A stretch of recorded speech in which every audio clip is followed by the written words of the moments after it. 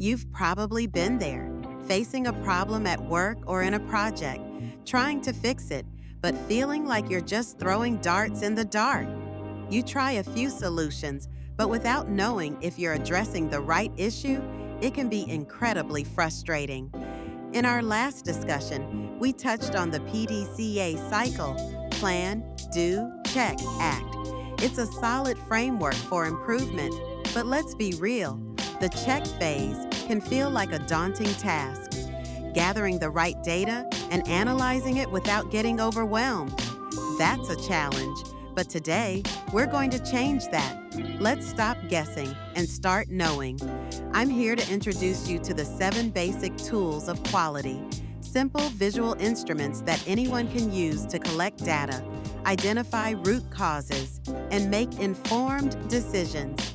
First up is the cause and effect diagram, often called the fishbone diagram. You know something's wrong, but pinpointing the cause can be tricky.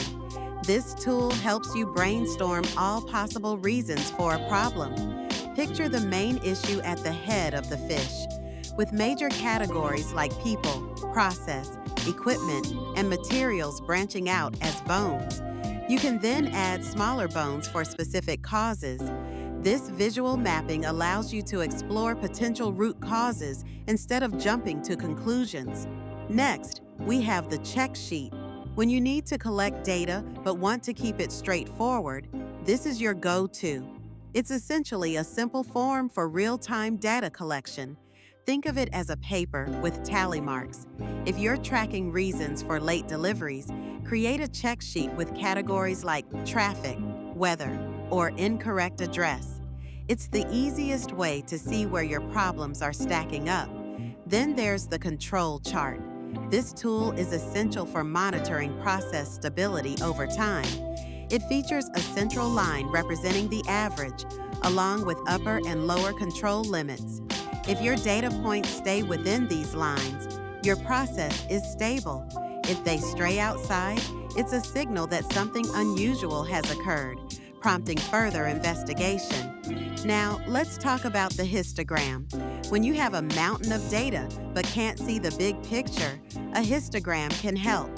This bar graph displays the distribution of your data, allowing you to visualize how frequently certain values occur. For instance, you might use a histogram to illustrate customer wait times, quickly revealing whether most customers are waiting 10 minutes or 30. Next is the Pareto Chart, one of the most powerful tools in your arsenal. Based on the Pareto principle, this chart helps you prioritize issues by ranking them from most frequent to least frequent. It shows you which 20% of problems are causing 80% of your headaches, allowing you to focus your efforts where they'll have the biggest impact. Moving on, we have the scatter diagram. This chart is perfect for exploring relationships between 2 different variables. By plotting pairs of numerical data, you can see if there's a correlation. For example, you could plot employee training hours against product defects. The closer the dots cluster along a line, the stronger the relationship, helping you identify potential cause and effect scenarios. Lastly, let's discuss stratification. This isn't a chart, but a technique for separating data into different groups or layers to uncover hidden patterns. If you're analyzing customer feedback, you might stratify the data by location, customer type, or time of day. What seems like a random issue in the overall data could reveal a clear problem within a specific group. So there you have it, the 7 basic tools of quality. They're not complex or intimidating. These simple visual instruments provide clarity and confidence. The next time you encounter a problem, don't just guess.